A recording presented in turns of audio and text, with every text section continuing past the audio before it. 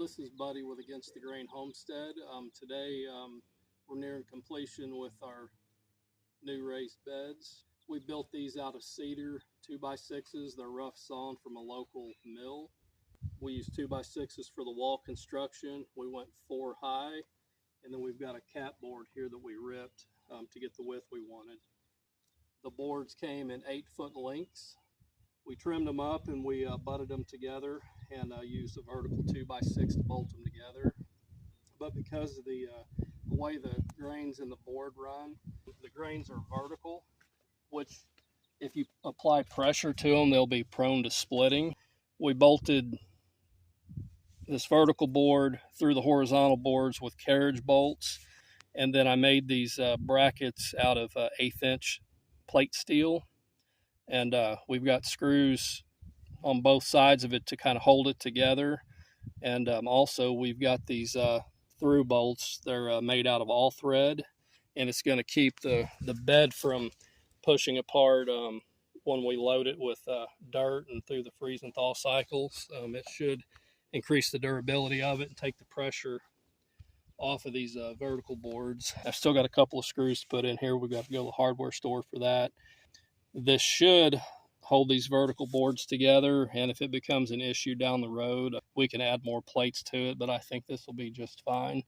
And at the 4-foot intervals, we just use 3-inch construction screws to put a vertical board in there, and the only reason that is there is to keep one board from pushing out more than another in case it's a little weak. And then we put an all thread through there as well. Generally, all threads will come in these came in 3-foot lengths. I needed about 3 foot 6 or 7 inches. So we got this nut coupling and just got a longer piece of, or another piece of all thread, and then trimmed it off to the length that we needed. While we were at it, we added some water line, some irrigation line. We've got a line coming from the outside running under the wall, and then we've got a T and the bottom of it, it's buried here, you can't see it, and we've got this vertical pipe coming up, and then we can put a T up here, and then we can put a valve on each side if we want to just water half of the bed.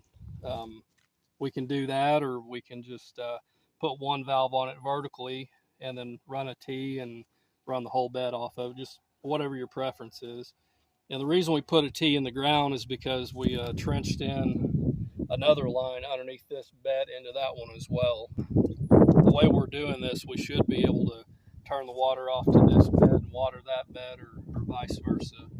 We went with a 16-foot length on both of these beds and 3-foot wide, mainly because my wife says it's easier to work in a 3-foot bed than a 4. So it's just your personal preference, but it worked out pretty good for us. We're getting ready to fill these beds up. Hopefully this afternoon we'll start putting some bigger rotten wood chunks and stuff in it, some sawdust and dirt and compost, and the bottom foot or so is just basically going to be a filler material, and then we'll start getting to the good stuff. We'll put in some good topsoil and compost, and we should be ready to plant soon.